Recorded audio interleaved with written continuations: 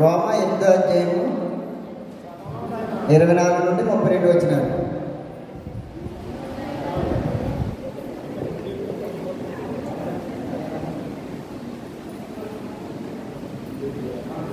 ఏలయనగా మనము నిరీక్షణ కలిగిన వారమై రక్షింపబడితిమి.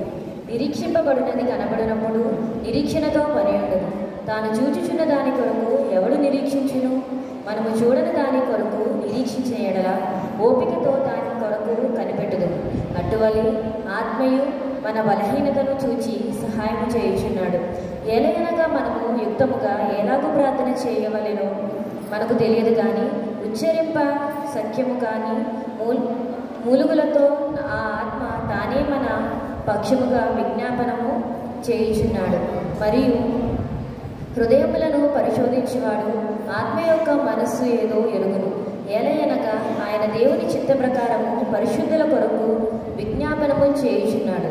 దేవుని ప్రేమించే వారికి, అనగా ఆయన సంకల్పము చొప్పున పిలువబడిన వారికి మేలు కలుగుటకై సమస్తమును సమకూడి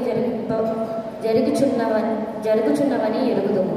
ఎందుకనగా తన కుమారుడు అనేక సహోదరులలో జ్యేష్ఠుడగునట్లు దేవుడెవరని ముందు ఎరిగెనో వారు తన కుమారునితో సారూప్యము గలవారగుటకు వారిని ముందుగా నిర్ణయించెను. మరియు ఎవరిని ముందుగా నిర్ణయించెనో వారిని పిలిచెను.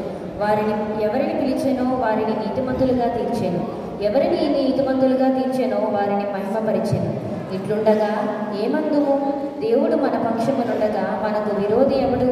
తన సొంత కుమారుని అనుగ్రహించుటకు వెనుక తీయక మన అందరి కొరకు ఆయనను అప్పగించిన వాడు ఆయనతో పాటు సమస్తమును మనకెందుకు అనుగ్రహింపబడు? వాక్యమంత్రి పర్యంతం. పత్రిక పాఠ్య భాగము ఇంతటితో ముగించబడిన